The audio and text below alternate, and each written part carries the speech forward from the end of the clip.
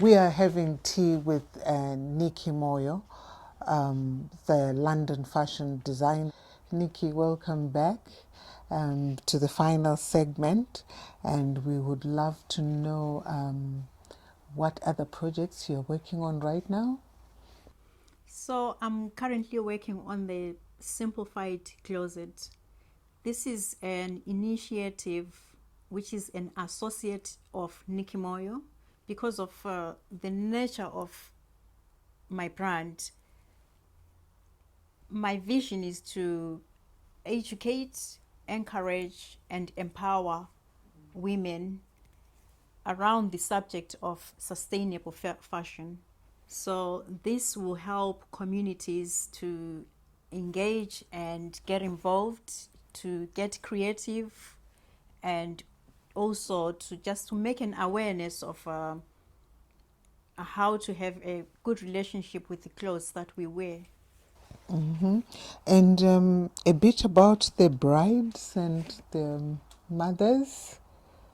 Do you mind sharing a bit on that, on your intentions, on?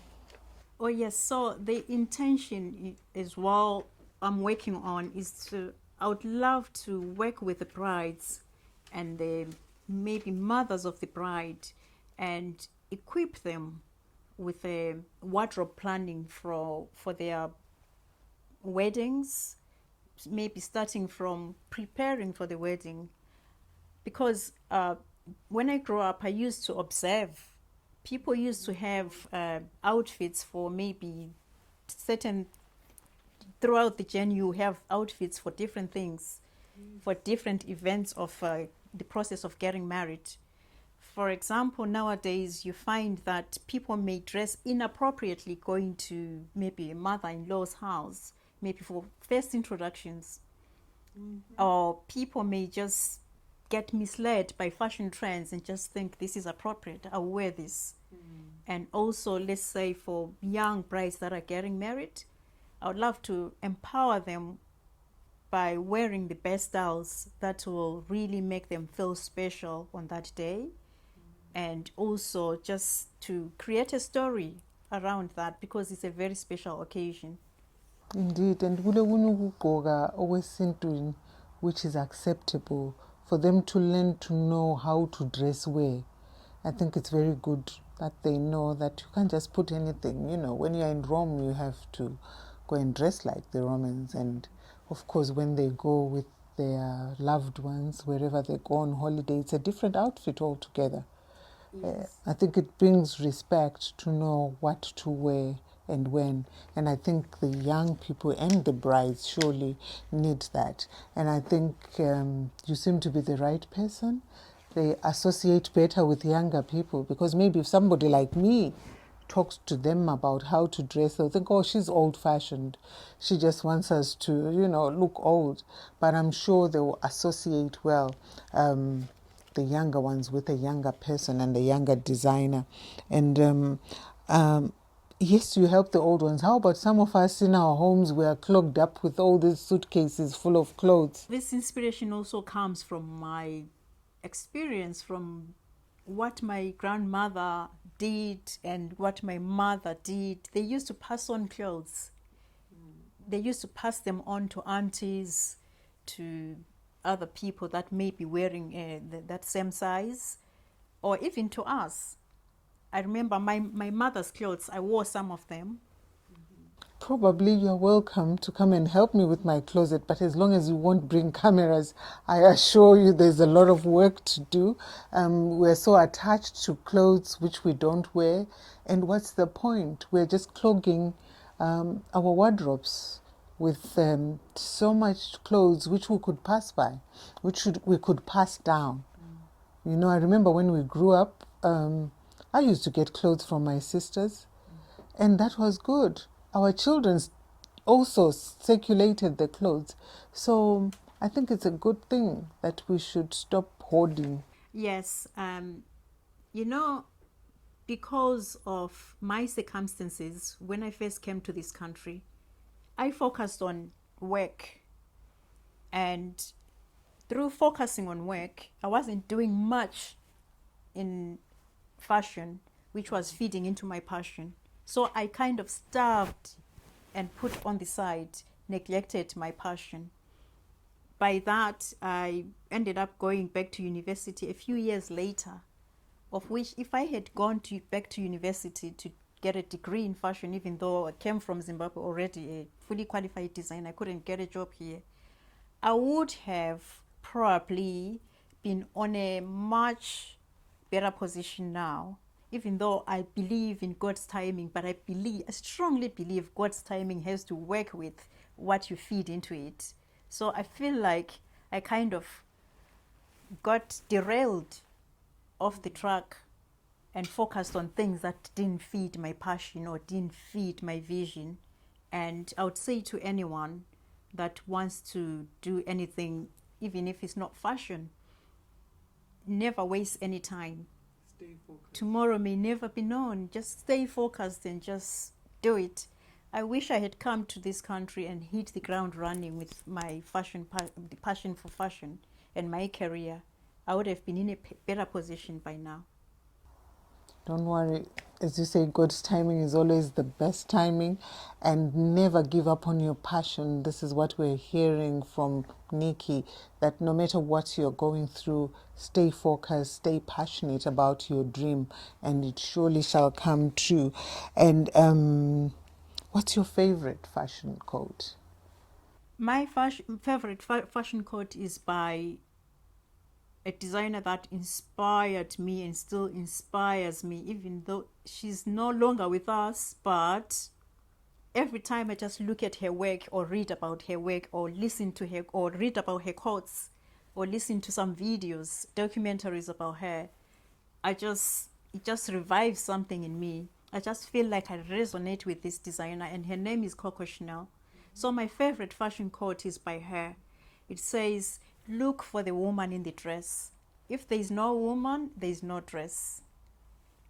And how I interpret that, it goes so much aligned with the Niki Moyo brand, because Niki Moyo dresses women to be the best versions of themselves.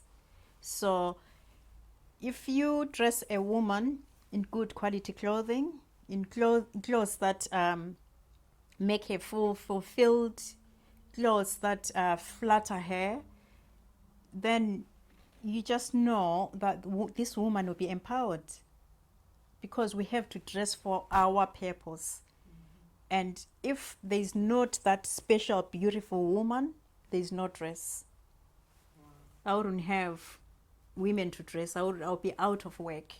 If there's no woman, look for the woman in the dress. If there's no woman, there's no dress. So I do not look for the dress first. I look for the woman. For example, how I dressed you, I looked for who are you? What will flatter you? What is it that you want to bring out there? Because I believe as women, we have to dress for our own purpose. I wouldn't dress like a teacher if I was a preacher. If I'm a preacher, I want to be perceived in a different way. If I'm a teacher, I want to be perceived in that way. If I'm a politician, I want to be perceived that way. If I'm an influencer, a celebrity, I want to be perceived that way. So each woman is different. So hence I look for the woman. And if there is no woman, there is no dress. Yeah. Back to Zimbabwe. In terms of fashion, what do you think we need to do to bring back the old fashion into our own arena? Because it seems there's so much of imported clothes from somewhere. What do you think, what advice can you give to the local Zimbabwean? I feel like Zimbabwe has had its own share of troubles, but it doesn't mean that we can not do it going forward. We can rebuild the fashion industry and have a way forward. To rebuild this, I believe we need to focus especially on the issue of sustainability. If we ban all these clothes that come into the country and encourage, equip our designers that are in Zimbabwe, or even us that are outside but we are still Zimbabwean. If we equip each other with the skills that we need to do to rebuild the fashion industry, we can do it. Indeed, that is incredible, because most of the industry seems to have now closed. We don't have clothes, they're importing them from all over the world.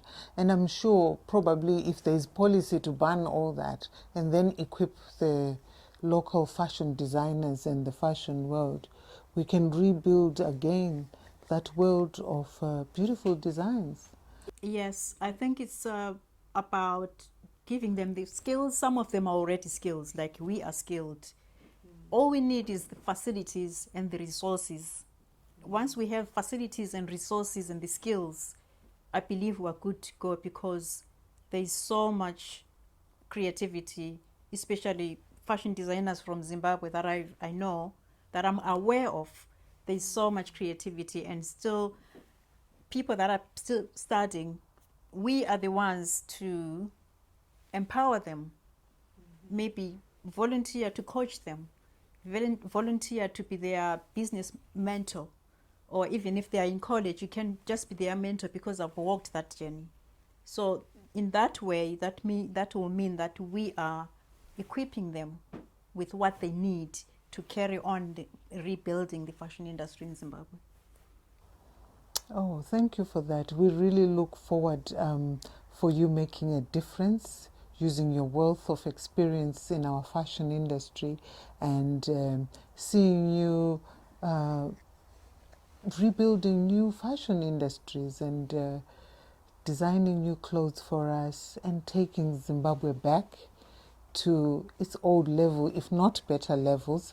And I'm sure a lot of young designers today are so excited. They are looking forward, all the way from Mzilikazi and others, to say, yes, Niki learned here, Niki used to come here, so we can make it too through our art and craft.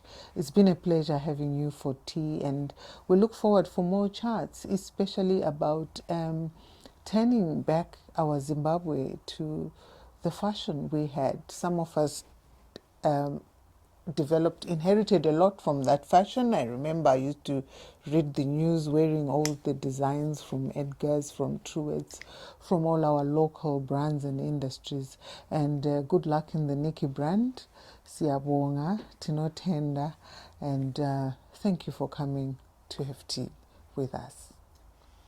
It's my pleasure, Sispi. Thank you so much. And you just mentioned that you used to be reading news. You know how much I used to wait for that minute to say news read by Beatrice Kumalu. Sometimes you inspire people just by not, you won't be knowing inspiring a child that's sitting on a sofa in Tumbani. I grew up in Tumbani. I used to look forward for that 8 o'clock news where you come up and say news read by Beatrice Kumalu, and then at the end it will say clothes supplied by Edgar's. And I'm delighted to say I ended up, because I followed my passion, I ended up being the one to design those clothes that you used to wear. I used to admire that and think, wow, supplied by Edgar's. And then not knowing that I was going to end up in those shoes, being the one having been designed that outfit for the newsreader. So I'm quite pleased to have really had that experience. But most of all, thank you so much. I didn't realize one day I'll be sitting having a privileged cup of tea with Sispi. So thank you so much. No, you are welcome. You're welcome. We also look forward. I didn't know you were looking forward to watching some of us.